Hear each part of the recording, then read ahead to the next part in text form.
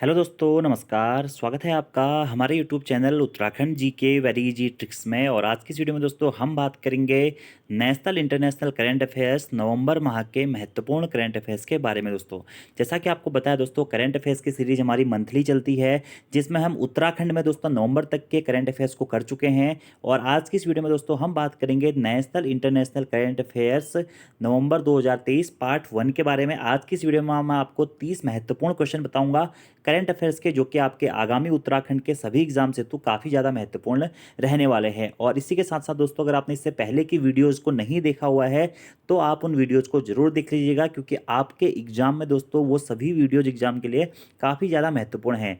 जिन लोगों ने भी अभी हाल ही में अधिशासी अधिकारी एवं कर राजस्व का एग्जाम पेपर दिया होगा और हमारे चैनल से नेशनल इंटरनेशनल नेशनल करंट ये जो करंट अफेयर्स हैं या उत्तराखंड के करंट अफेयर्स हैं या फिर उत्तराखंड जीके का जो पोर्सन है या हिंदी का पोर्सन है, जो भी मैंने आप लोगों को कराया था, लगभग हर पोर्शन से दोस्तों आप लोगों को क्वेश्चंस मिले हुए हैं। तो इसलिए अगर आपका आगामी एग्जाम्स है, जिनका दोस्तों 17 तारीख को R O A R O का एग्जाम पेपर है, उसके बाद में दोस्तों आपका 31 तारीख को वीपीडीओ जो आपका स्नातक स्तरीय भर्ती है उसका एग्जाम पेपर है, तो उन एग्जाम के लिए भी ये वीडियोज काफ़ी ज़्यादा महत्वपूर्ण रहने वाली हैं। तो अगर आपने इन वीडियोज़ को नहीं देखा हुआ है तो इन वीडियोज़ को आप लोग जरूर देख लें। और दोस्तों, अगर आप लोग R O A R O के एग्जाम हेतु प्रैक्टिस सेट के बैच से जुड़ना चाहते हैं तो प्ले स्टोर से हमारी एप्लीकेशन उत्तराखंड जी के वेरी इजी ट्रिक्स को डाउनलोड करके जुड़ सकते हैं। अभी दोस्तों हाल ही में अधिशासी अधिकारी एवं कर राजस्व वाला एग्जाम पेपर हुआ, उसके लिए भी हमारा प्रैक्टिस सेट का बैच चला था। और जिन भी अभ्यर्थियों ने वो बैच लिया था, आप उनसे रिव्यूज पूछ सकते हैं कि लगभग लगभग जो आपका एग्जाम का पैटर्न था या जो क्वेश्चंस थे, लगभग 300 में से दोस्तों 200 के आसपास क्वेश्चन उन्हीं टेस्ट सीरीज से आपके रिपीट हो गए थे, जो कि बेसिक लेवल का पेपर था, आप लोगों ने भी देखा होगा। तो दोस्तों आर ओ के लिए भी आप अगर प्रैक्टिस सेट से जुड़ना चाहते हैं तो हमारी एप्लीकेशन डाउनलोड करके जुड़ सकते हैं। चलिए शुरू करते हैं दोस्तों आज की इस वीडियो को। आज का हमारा पहला प्रश्न है कि 37वें राष्ट्रीय खेलों में पदक तालिका पर प्रथम स्थान पर कौन सा राज्य रहा है। दोस्तों हाल ही में 37वें राष्ट्रीय खेलों का आयोजन किया गया था, कहाँ पे? गोवा में दोस्तों किया गया था। और अगला दोस्तों जो हमारा 38वें राष्ट्रीय खेल, उनका आयोजन कहाँ पे होने वाला है? उनका आयोजन होगा दोस्तों कहाँ पे? उत्तराखंड में उसका आयोजन होने वाला है। तो प्रश्न पूछा गया कि 37वें जो राष्ट्रीय खेल है उसमें पदक तालिका में प्रथम स्थान पर कौन सा राज्य रहा है। तो प्रथम स्थान पर दोस्तों कितना रहा है? महाराष्ट्र राज्य इसमें प्रथम स्थान पर रहा है। वहीं दोस्तों आपसे प्रश्न पूछा जा सकता है कि 37वें राष्ट्रीय खेलों जिनका आयोजन हाल ही में दोस्तों गोवा में किया गया था, इसमें उत्तराखंड कौन से स्थान पर रहा है? तो उत्तराखंड दोस्तों इसमें 25वें स्थान पर रहा है। वीवीआईएमपी क्वेश्चन है, आप लोग याद रख लीजिएगा। पदक तालिका में प्रथम स्थान पर कौन रहा है? महाराष्ट्र रहा है। और उत्तराखंड दोस्तों 25वें स्थान पर रहा है। वहीं 37वें राष्ट्रीय खेलों का आयोजन गोवा में हुआ था, 38वें राष्ट्रीय खेलों का आयोजन हमारे उत्तराखंड में होने वाला है। और वहीं 36वें राष्ट्रीय खेलों का आयोजन कहाँ पे हुआ था? यह गुजरात में हुआ था, आपको ध्यान रखना है। अगला हमारा प्रश्न है दोस्तों कि हाल ही में किसे business line change maker of the year 2023 पुरस्कार से सम्मानित किया गया है। तो हाल ही में दोस्तों business line change maker of the year 2023 पुरस्कार से सम्मानित किया गया आरबीआई को। आरबीआई यानी कि रिजर्व बैंक ऑफ इंडिया को क्या किया गया है? Business line change maker of the year 2023 पुरस्कार से सम्मानित किया गया है। अब आरबीआई को दोस्तों क्यों यह पुरस्कार दिया गया है? तो रिजर्व बैंक ऑफ इंडिया को कोरोना में या कोरोना काल में किए गए उत्कृष्ट कार्य हेतु यह पुरस्कार दिया गया है। इस पुरस्कार को आरबीआई के जो वर्तमान गवर्नर है शक्तिकांत दास द्वारा दोस्तों क्या किया गया है? प्राप्त किया गया है। ठीक है। वहीं दोस्तों एक और प्रश्न आपसे यहाँ पे पूछा जा सकता है, ये तो प्रश्न है business line change maker of the year 2023 पुरस्कार किसको मिला है? आरबीआई को मिला है। वहीं आपसे प्रश्न पूछा जा सकता है iconic change maker of the year 2023 पुरस्कार किसे दिया गया है? तो अमूल को दोस्तों iconic change maker of the year 2023 पुरस्कार दिया गया है। तो बिजनेस लाइन पूछेगा तो आरबीआई को, और वहीं iconic change maker of the year पुरस्कार किसको दिया गया है? अमूल को दिया गया है। बिजनेस लाइन में आरबीआई, बिजनेस आरबीआई में पैसों का काम होता है तो बिजनेस याद रख सकते हैं। और वहीं आइकॉनिक में किसको? अमूल को दिया गया है। दोनों ही प्रश्न महत्वपूर्ण है। अगला और इससे भी महत्वपूर्ण दोस्तों प्रश्न है कि हाल ही में भारत का मुख्य सूचना आयुक्त किसे नियुक्त किया गया है? तो हाल ही में दोस्तों भारत का मुख्य सूचना आयुक्त यानी कि सीआईसी, चीफ इंफॉर्मेशन कमिश्नर, किसको नियुक्त किया गया है? हीरालाल समारिया जी को नियुक्त किया गया। किसको? हीरालाल समारिया या सामरिया जी को नियुक्त किया गया है क्या? मुख्य सूचना आयुक्त। ठीक है। और दोस्तों यह क्या है? भारत देश के प्रथम दलित क्या हैं? मुख्य सूचना आयुक्त हैं। ये भी आपको ध्यान रखना है। एग्जाम में इस प्रकार से भी आपसे प्रश्न पूछा जा सकता है। न्यूज़पेपर में भी कई बार इसकी हेडलाइन बन चुकी है कि कौन बने हैं दोस्तों हमारे देश के पहले दलित मुख्य सूचना आयुक्त? कौन बन गए हैं? हीरालाल समरिया जी या सामरिया जी बन गए हैं। इससे पहले कौन थे? यशवर्धन कुमार सिन्हा जी थे। वर्तमान में कौन बने हैं? हीरालाल समरिया जी बने हैं। अगला हमारा प्रश्न है दोस्तों, और अगर बात करें मुख्य सूचना आयोग की, तो मुख्य सूचना आयोग की स्थापना कब हुई थी दोस्तों, या सूचना आयोग की स्थापना कब हुई थी, 12 अक्टूबर 2005 को दोस्तों सूचना आयोग की स्थापना हुई थी। और इसके फर्स्ट जो आपके मुख्य सूचना आयुक्त थे वो कौन थे, वजाहत हबीबुल्ला जी थे। और वर्तमान में इसके मुख्य सूचना आयुक्त कौन है दोस्तों, वह है हीरालाल समरिया जी। अगला हमारा प्रश्न है दोस्तों, एशियन शूटिंग चैंपियनशिप 2023 में पदक तालिका में भारत कौन से स्थान पर रहा है। तो एशियन शूटिंग चैंपियनशिप 2023 दोस्तों, जिसका आयोजन कहाँ पे हुआ था, दक्षिण कोरिया में इसका आयोजन हुआ था। किसका, एशियन शूटिंग चैंपियनशिप 2023 का। इसमें दोस्तों भारत कौन से स्थान पर रहा है, भारत इसमें दूसरे स्थान पर रहा है। भारत ने इसमें कुल दोस्तों 55 पदक जीते हैं, जिसमें 21 गोल्ड मेडल हैं, 21 रजत पदक हैं और 13 दोस्तों क्या हैं, कांस्य पदक हैं, यानी कि आपका क्या है, ब्रॉन्ज है। ठीक है, तो टोटल 55 पदक जीतकर भारत कौन से स्थान पर रहा है, दूसरे स्थान पर रहा है। प्रथम स्थान पर कौन था, चीन था। तो 3-4 प्रश्न यहाँ से महत्वपूर्ण बनते हैं। एशियन शूटिंग चैंपियनशिप 2023 का आयोजन कहाँ किया गया, दक्षिण कोरिया में किया गया। भारत कौन से स्थान पर रहा है, दूसरे स्थान पर रहा है। प्रथम स्थान पर कौन रहा है, चीन रहा है। भारत ने कुल कितने पदक प्राप्त किए हैं, 55 पदक प्राप्त किए हैं, जिसमें 21 हैं गोल्ड मेडल और 21 ही हैं आपके दोस्तों सिल्वर मेडल और 13 हैं आपके क्या, ब्रॉन्ज मेडल।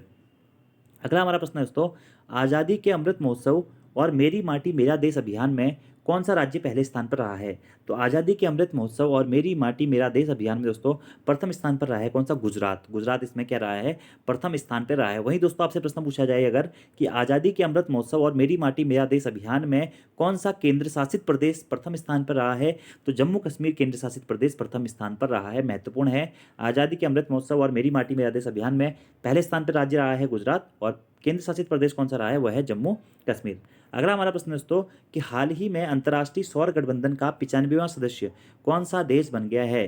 तो हाल ही में दोस्तों अंतर्राष्ट्रीय सौर गठबंधन का 95वां सदस्य दोस्तों बन गया क्या, चिली। बहुत महत्वपूर्ण दोस्तों ये प्रश्न है। और अंतर्राष्ट्रीय सौर गठबंधन का मुख्यालय दोस्तों कहाँ पे स्थित है, गुरुग्राम। गुरुग्राम हरियाणा में इसका मुख्यालय स्थित है। और इसका 55वां देश हाल ही में कौन सा बन गया दोस्तों, चिली। इसका 55वां चिली इसमें शामिल होने वाला 95वां सदस्य देश बन गया है। याद रखना है आपको यह प्रश्न कि चिली कौन से रूप में, कौन से देश के रूप में शामिल हुआ, 95वें सदस्य के रूप में चिली शामिल हुआ है। ठीक है, अंतर्राष्ट्रीय सौर गठबंधन में। अगर अंतर्राष्ट्रीय सौर गठबंधन की बात करें दोस्तों, तो अंतर्राष्ट्रीय सौर गठबंधन यानी कि आईएसए की स्थापना कब हुई थी, 2015 में हुई थी। किसके द्वारा की गई थी, भारत और फ्रांस के द्वारा दोस्तों इसकी स्थापना की गई थी। और इसका मुख्यालय कहाँ स्थित है दोस्तों, गुरुग्राम में इसका मुख्यालय स्थित है। और जो ये बैठक थी दोस्तों जिसमें चिली को आपका 95वां सदस्य बनाया गया अंतर्राष्ट्रीय सौर गठबंधन की, जो हाल ही में बैठक हुई थी, वह नई दिल्ली में आयोजित हुई थी। आपको याद रखना है।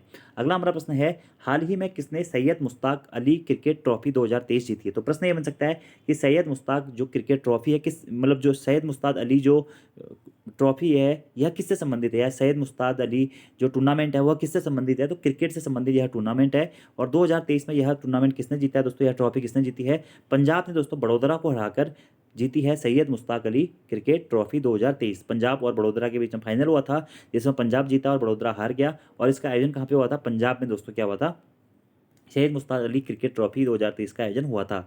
अभी दोस्तों आपको पता है हाल ही में वर्ल्ड कप का आयोजन भारत में किया गया था, जिसमें विजेता टीम कौन है दोस्तों, विजेता टीम है दोस्तों क्या, ऑस्ट्रेलिया। ऑस्ट्रेलिया इसमें विजेता टीम है। और उपविजेता टीम कौन सी है दोस्तों, उपविजेता टीम है हमारी इंडिया यानी कि भारत। ठीक है, भारत को हराया था ऑस्ट्रेलिया ने फाइनल में। तो याद रखना है दोस्तों, हाल ही में जो वर्ल्ड कप हुआ था, वर्ल्ड कप 2023 विश्व कप 2023 का आयोजन कहाँ पे, भारत में किया गया था। और भारत में जो वर्ल्ड कप 2023 का आयोजन किया गया था, इसमें कौन जीता है दोस्तों, तो ऑस्ट्रेलिया इसमें वर्ल्ड कप 2023 को जीता है। किसको हराकर, इंडिया को हराकर जीता है। अब आपको ये दोस्तों बताना है कि जो ये फाइनल मैच था यह कौन से मैदान पर आयोजित किया गया था। यह प्रश्न आपके लिए होमवर्क का क्वेश्चन है।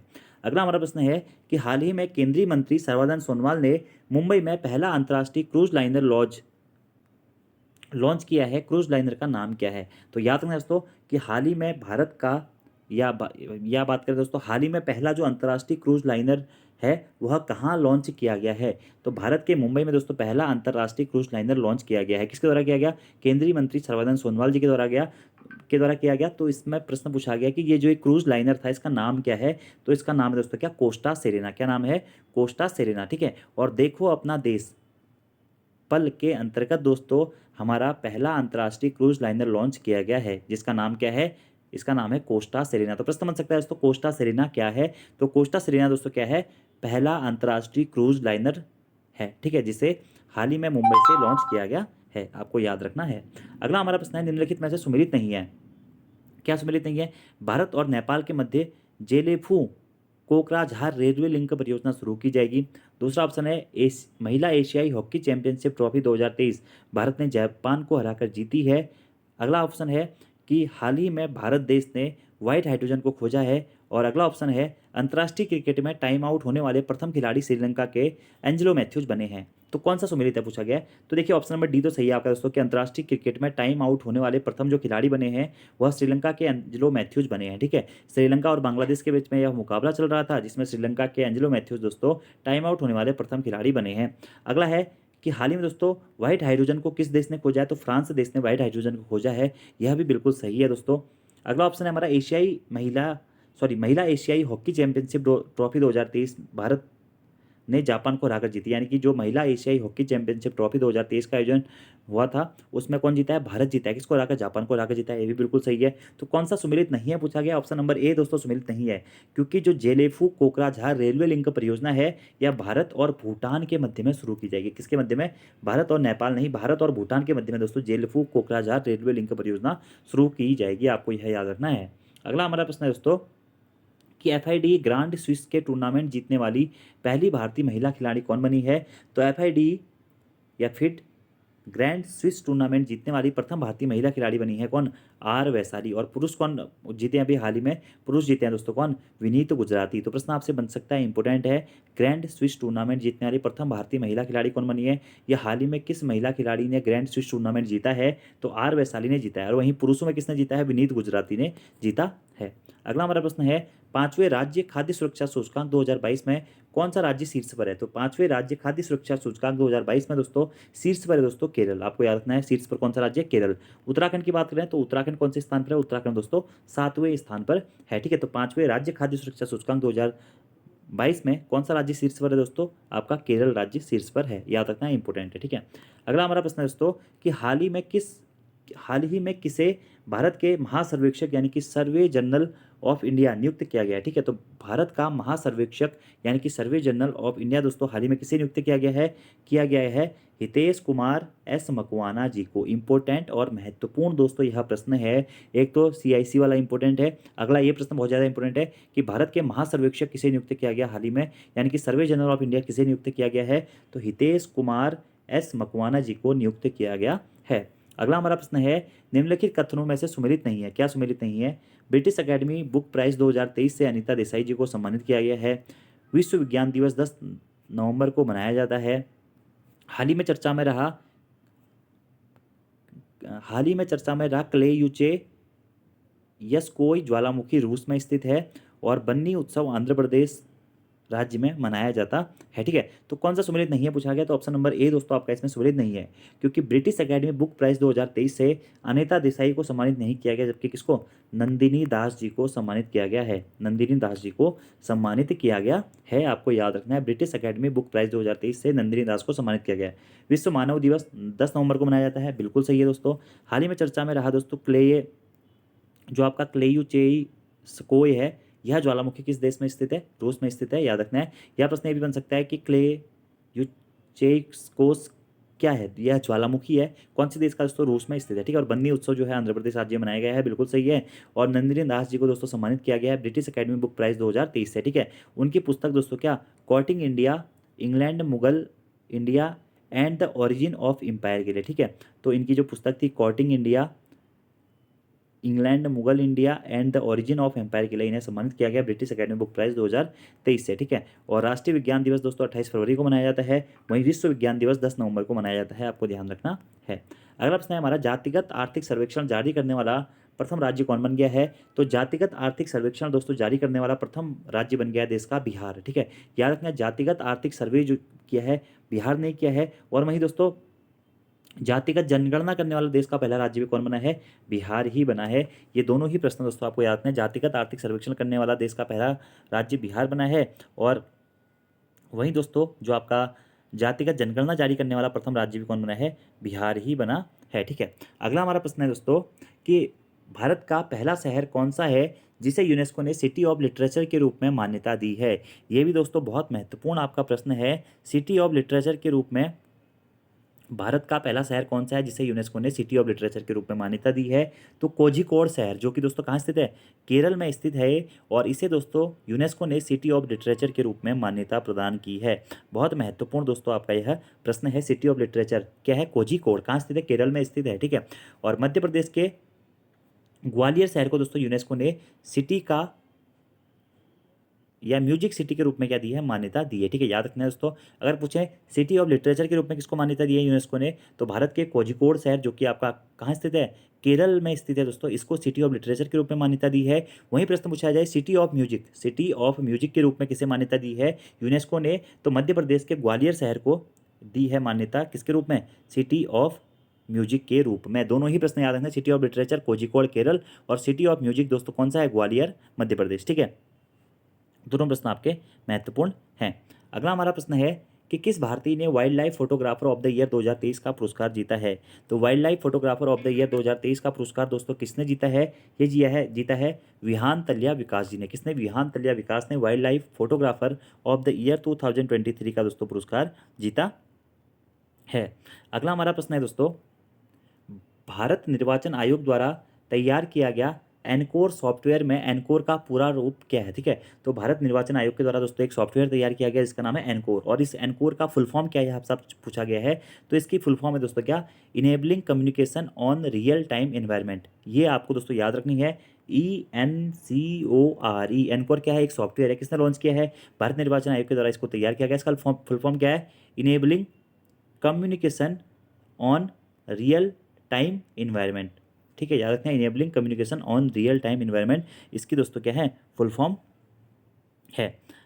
अगले प्रश्न की बात करते हैं। अगला हमारा प्रश्न है, निम्नलिखित में से कौन सा कथन सुमेलित नहीं है। ठीक है, प्रश्न है केरल ज्योति पुरस्कार से टी पद्मनाभन जी को सम्मानित किया गया, बिल्कुल सही है दोस्तों।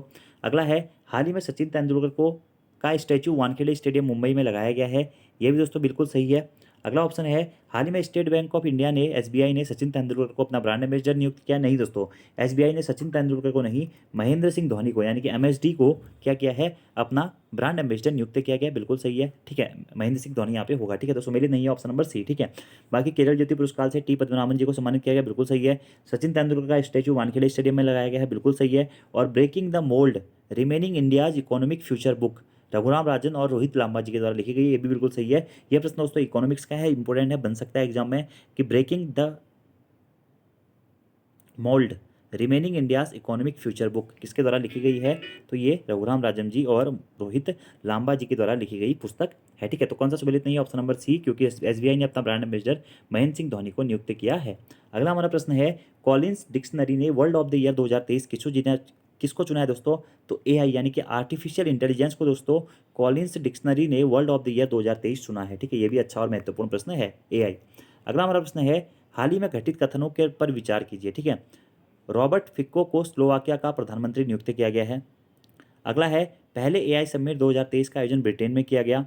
अगला है, दुनिया के सबसे बड़े परमाणु अनुसंधान रिएक्टर को बोलीविया दक्षिण अफ्रीका में स्थापित किया गया है। और अगला ऑप्शन है आपका दोस्तों, फीफा विश्व कप 2034 का आयोजन क्या किया जाएगा, कतर में किया जाएगा। ठीक है, तो यहाँ पर दोस्तों आपसे पूछा गया है, निम्नलिखित कथनों पर विचार कर आपको सत्य कथन क्या क्या करना है दोस्तों, सत्य कथन की आपको पहचान करनी है। ठीक है, आप सत्य कथन के बारे में बात करें दोस्तों, देखिए, रॉबर्ट फिको को स्लोवाकिया का प्रधानमंत्री नियुक्त किया गया, बिल्कुल सही है। पहले AI समिट 2023 का आयोजन ब्रिटेन में किया गया, ये भी बिल्कुल सही है दोस्तों।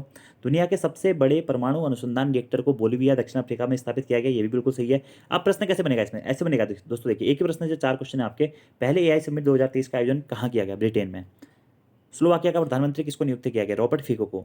दुनिया के सबसे बड़ी परमाणु अनुसंधान रिएक्टर को कहाँ स्थापित किया जाएगा, बोलीविया दक्षिण अमेरिका में। ठीक है, और अगला है, फीफा विश्व कप 2034 का आयोजन कतर में किया जाएगा। विश्व कप 2034 का आयोजन दोस्तों कतर में ना होकर कहाँ किया जाएगा, सऊदी अरब में किया जाएगा। अभी हाल ही में इसकी घोषणा भी हुई है, तो यहाँ पे सऊदी अरब आपका आंसर, जो आपका यह कथन सही नहीं है। तो कौन सा कथन सही है पूछा गया, तो 1 2 3 आपका क्या है दोस्तों, सही है। आपको याद रखना है दोस्तों, फीफा विश्व कप 2026 का आयोजन कहाँ होगा, अमेरिका, कनाडा और मैक्सिको। ठीक है, अमेरिका, मैक्सिको और कनाडा में फीफा विश्व कप 2026 का आयोजन होने वाला है। फीफा 2030 का आयोजन कहाँ पे होगा, मोरक्को, पुर्तगाल, स्पेन, अर्जेंटीना और उरुग्वे में फीफा 2030 का आयोजन होने वाला है। और वहीं फीफा विश्व कप 2034 का आयोजन दोस्तों कहाँ पे होने वाला है, सऊदी अरब में होने वाला है, ये भी आपको ध्यान रखना है। अगला हमारा प्रश्न है दोस्तों, कि संयुक्त सैन्य अभ्यास काजिंद 2023 किन देशों के मध्य में शुरू हुआ है। तो काजिंद नाम से ही आप समझ सकते हैं दोस्तों, भारत और कजाकिस्तान के मध्य में दोस्तों क्या होता है, काजिंद सैन्य अभ्यास का आयोजन किया जाता है। ठीक है, भारत और कजाकिस्तान के मध्य में 2016 से इसकी शुरुआत हुई थी। ठीक है, याद रखना है आपको। अगला हमारा प्रश्न है, भारत में मेरी माटी मेरा देश अभियान के अंतर्गत अमृत वाटिका और अमृत महोत्सव स्मारक किस स्थान पर बनाया जा रहा है। तो नई दिल्ली में दोस्तों मेरी माटी मेरा देश अभियान के अंतर्गत अमृत वाटिका और अमृत महोत्सव स्मारक बनाया जा रहा है, कहाँ पे, नई दिल्ली में। ठीक है, अगला हमारा प्रश्न है दोस्तों, हाल ही में Akhaura Agartala cross border rail संपर्क परियोजना भारत और किस देश के मध्य में शुरू की गई है? तो हाल ही में दोस्तों Akhaura Agartala cross border rail संपर्क परियोजना दोस्तों भारत और बांग्लादेश के मध्य में शुरू की गई है। किसके मध्य में? भारत और बांग्लादेश देश के मध्य में दोस्तों शुरू की गई है। तो ये थे दोस्तों आपके 23 महत्वपूर्ण क्वेश्चन जो कि हमने बात करी है नवंबर माह के। और नवंबर माह के बचे हुए जो करंट अफेयर्स हैं नेशनल इंटरनेशनल वाले, वो मैं आपको दोस्तों अगली वीडियो में करवा दूंगा। ठीक है, अगर आपने इससे पहले के महीनों की दोस्तों वीडियो नहीं देखी हुई है तो आप जनवरी से लेकर अभी तक के सभी करंट अफेयर्स की वीडियो दोस्तों देख लीजिएगा, क्योंकि आपके एग्जाम्स के पॉइंट ऑफ व्यू से ये सभी प्रश्न दोस्तों बहुत ज़्यादा महत्वपूर्ण है। ठीक है, इसी प्रकार दोस्तों आप लोगों ने इससे पहले करंट अफेयर्स में मैंने आपको बताया हुआ है, जितने भी मैंने आपको ऑपरेशन बताए हुए हैं, ऑपरेशन अजय जो इजराइल से भारतीय नागरिकों को निकालने के लिए चलाया गया है, उसी प्रकार से दोस्तों आपका अभी हाल ही में जो भी नोबेल पुरस्कार प्राप्त जो प्रदान किए गए हैं, और जो भी इस प्रकार के दोस्तों करंट अफेयर्स, चंद्रयान हो गया, सूर्ययान हो गया, ठीक है, आदित्य एल 1 मिशन हो गया, ये ऐसे टॉपिक है दोस्तों यहाँ से आपके एग्जाम में बार बार प्रश्न बनते हैं, इसलिए आप इन क्वेश्चंस को दोस्तों ध्यानपूर्वक करें। और आज का दोस्तों आपका होमवर्क का क्वेश्चन है दोस्तों कि हाल ही में सितंबर 2023 में मालदीव का राष्ट्रपति कौन चुने गए हैं? इसका आंसर आपको कमेंट बॉक्स में दोस्तों देना है। ठीक है, बाकी अधिशासी अधिकारी वाला एग्जाम पेपर आप लोगों ने दिया होगा दोस्तों, तो उसके सभी क्वेश्चन मैक्सिमम मैं आपको करवा चुका हूँ। ऑपरेशन कावेरी सूडान से भारतीयों को निकालने के लिए आया हुआ था एग्जाम में। नोबेल शांति पुरस्कार नरगिस मोहम्मदी को मिला, कहाँ से संबंधित थे? ईरान से, ये भी बताया हुआ है। स्वास्थ्य का अधिकार अधिनियम पारित करने वाला पहला राज्य राजस्थान था, ये भी आप लोगों को बताया हुआ है। राजद्रोह से संबंधित जो आपकी भारतीय दंड संहिता थी 124 है, वो भी बताया गया है। चंद्रयान 3 कब लॉन्च हुआ था? 14 जुलाई 2023, ये भी आपको बताया गया था। एरिस क्या था दोस्तों? एरिस कोरोना बीमारी का नया रूपांतरण था, ये भी आपको बताया था। ठीक है, डकार घोषणा पत्र के बारे में हमने बात करी थी जो कि जलवायु परिवर्तन से था। ठीक है, इसी प्रकार दोस्तों हमने मैक्सन कार्लसन के बारे में बात की थी जो कि शतरंज से थे संबंधित थे। ठीक है, इसी प्रकार दोस्तों हमने उसमें जो आपका अन्य क्वेश्चन पूछे गए थे, जैसे कि नारी शक्ति वंदन विधेयक था लोकसभा में, उसके बारे में बात की थी कि लोकसभा में 454 वोटों से पारित हुआ था। ठीक है, इसी प्रकार 15वें ब्रिक्स सम्मेलन में कितने सदस्यों को शामिल किया गया था? 6 सदस्यों को शामिल किया गया था। हरदीप सिंह निज्जर जो भारत कनाडा के संबंध में आतंकी हत्या के कारण जो चर्चाओं में संबंध था, ये क्वेश्चन भी आपको कराया हुआ था। नोमैडिक एलिफेंट जो सैन्य अभ्यास था भारत और मंगोलिया के मध्य में हुआ था, ये भी क्वेश्चन आपको कराया हुआ था। G20 के शेरपा अमिताभ कांत थे, ये भी आपको कराया गया था। टेलिस्मैन साइबर 23 द्विपक्षीय सैन्य अभ्यास है, ये जो क्वेश्चन आपके एग्जाम में आए हुए थे। समानता की मूर्ति का अनावरण भीमराव अम्बेडकर के सम्मान में हुआ है अमेरिका में। ठीक है, तो ये सारे क्वेश्चन दोस्तों आप लोगों को करवाए हुए थे करंट अफेयर्स के। तो इससे पहले मैंने की वीडियो आपने नहीं देखी हुई है तो आप उन्हें जरूर देख लीजिएगा। बाकी अगली वीडियो में हम कुछ महत्वपूर्ण प्रश्नों के बारे में और बात करेंगे जो कि आपके नवंबर माह के बचे हुए हैं। धन्यवाद।